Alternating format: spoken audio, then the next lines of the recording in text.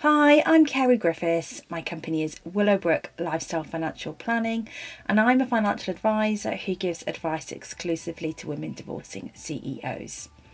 Today, we're going to talk about pensions on divorce and specifically actuary reports.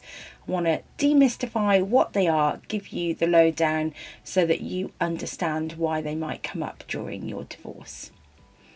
So an actuary report, or sometimes just referred to as a pensions report, is a report that is often required when pensions are of a certain value, or where we have pensions that are a little bit more complex. And the aim of the actuary or the pension report is to give a clear line of sight on what a distribution of that pension to create an equal income in retirement would be.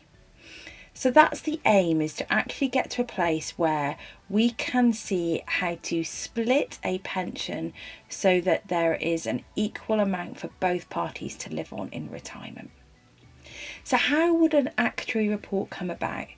Typically, it would normally be ordered by your solicitor, and you would normally agree between both solicitors what actuaries you want to use. Often what happens is one side suggests 3 actuaries and the other side then picks from that list, and then they are instructed.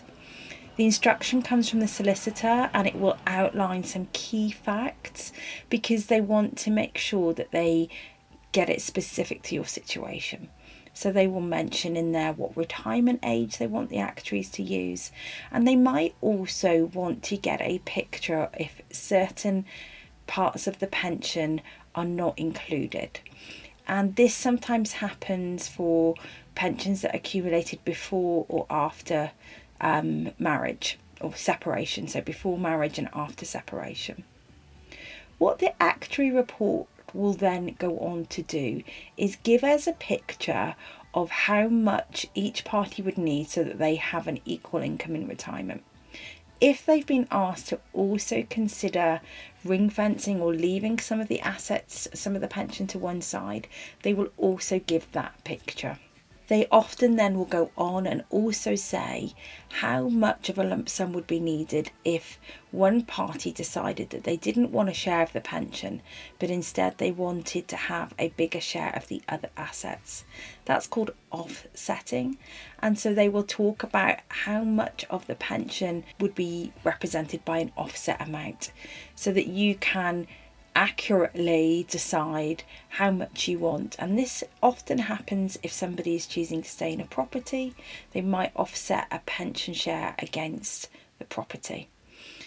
Obviously there's a huge long-term implication to that, and that's something you should always talk about with a financial planner. So the report is typically ordered by your legal team, and they will give an instruction for how that is to look. And they typically cost between £1,500 to £2,000. Can be a bit more if it's a slightly complex situation.